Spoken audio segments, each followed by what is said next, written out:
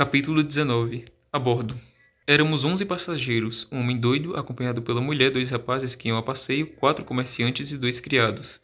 Meu pai recomendou-me a todos, começando pelo capitão do navio, que aliás tinha muito que cuidar de si, porque, além do mais, levava a mulher tísica em último grau. Não sei se o capitão suspeitou alguma coisa do meu fúnebre projeto, ou se meu pai o pôs de sobreaviso.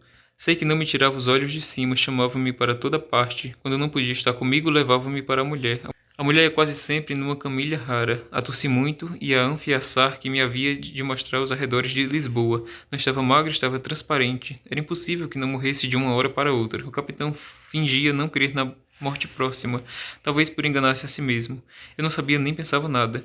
Que me importava a mim o destino de uma mulher tísica no meio do oceano?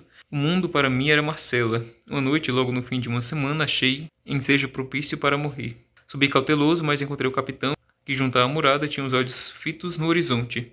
Algum temporal? Disse eu. Não, respondeu ele estremecendo. Não, admire o esplendor da noite, veja, está celestial. O estilo desmendia da pessoa. Assaz rude e aparentemente alheia a locuções rebuscadas. Fitei-o. Ele pareceu saborear o meu espanto. No fim de alguns segundos, pegou-me na mão e apontou para a lua, perguntando-me por que não fazia uma ode à noite. Respondi-lhe que não era poeta. O capitão rosnou alguma coisa, deu 2 passos, meteu a mão no bolso, sacou um pedaço de papel, muito amarrotado. Depois, à luz de uma lanterna, deu uma ode oraciosa sobre a liberdade da vida marítima. Eram versos dele. Que tal? Não me lembro o que lhe disse. Lembro-me que ele me apertou a mão com muita força e muitos agradecimentos. Logo depois recitou-me 2 sonetos. Ia recitar-me outro quando o vieram chamar da parte da mulher. Lavou, disse ele, e recitou-me o 3º soneto com pausa com amor. Fiquei só, mas a musa do capitão varrera-me do espírito os pensamentos maus, que é modo interino de morrer. No dia seguinte, acordamos debaixo de um temporal, que meteu medo a toda a gente, menos ao doido. Esse entrou a dar pulos, a dizer que a filha o mandava buscar numa berlinda. A morte de uma filha fora a causa da loucura. Não, nunca me há de esquecer a figura hedionda do pobre homem, no meio do tumulto das gentes e dos uivos do furacão, a cantarolar e a bailar, com os olhos a saltarem-lhe da cara, pálido, cabelo arrepiado e longo. Às vezes parava, erguia no ar as mãos ossudas, fazia umas cruzes com os dedos, depois um xadrez, depois uma argola e ria muito, desesperadamente. A mulher não podia já cuidar dele. Entregue ao terror da morte, rezava por si mesma a todos os santos do céu. Enfim, a tempestade amainou. Confesso que foi uma diversão excelente a tempestade do meu coração. Eu que meditava ir ter com a morte, não ousei fitá-la quando ela veio ter comigo. O capitão perguntou-me se tivera medo, se estivera em risco, se não achava sublime o espetáculo. Tudo isso com interesse de amigo. Naturalmente a conversa versou sobre a vida do mar. O capitão perguntou-me se não gostava de idílios piscatórios. Eu respondi-lhe ingenuamente que não sabia o que era. Vai ver, respondeu, e recitou-me um poemazinho, depois outro, uma égloga, e enfim 5 sonetos, com os quais rematou nesse dia a confidência literária. No dia seguinte, antes de me recitar nada, explicou-me o capitão que só por motivos graves abraçara a profissão marítima, porque a avó queria que ele fosse padre, com efeito possuía algumas letras latinas, que chegou a ser padre, mas não deixou de ser poeta, que era sua vocação natural. Para prová-lo, recitou-me logo, de corpo presente, uma centena de versos, notei um fenômeno. Os ademanes que ele usava eram tais que uma vez me fizeram rir. Mas o capitão, quando recitava de tal sorte, olhava para dentro de si mesmo, que não viu nem ouviu nada. Os dias passaram e as águas e os versos, e com eles ia também passando a vida da mulher. Estava por pouco. Um dia, logo depois do almoço, disse-me o capitão que a enferma talvez não chegasse ao fim da semana. Já? Exclamei. Passou muito mal a noite. Fui vê-la, achei-a, na verdade, quase moribunda, mas falando ainda de descansar em Lisboa alguns dias antes de ir comigo a Coimbra, porque era seu propósito levar-me à universidade. Deixei-a consternado.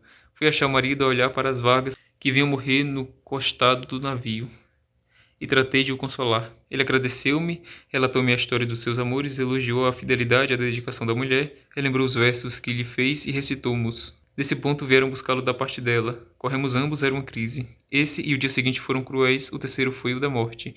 Eu fugi ao espetáculo, tinha-lhe repugnância. Meia hora depois encontrei o capitão sentado no molho de cabos, com a cabeça nas mãos.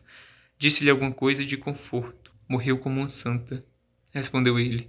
E, para que essas palavras não pudessem ser levadas à conta de fraqueza, ergueu-se logo, sacudiu a cabeça e fitou o horizonte com um gesto longo e profundo.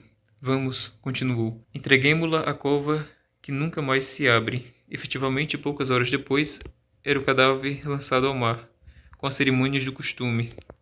A tristeza murchara todos os rostos.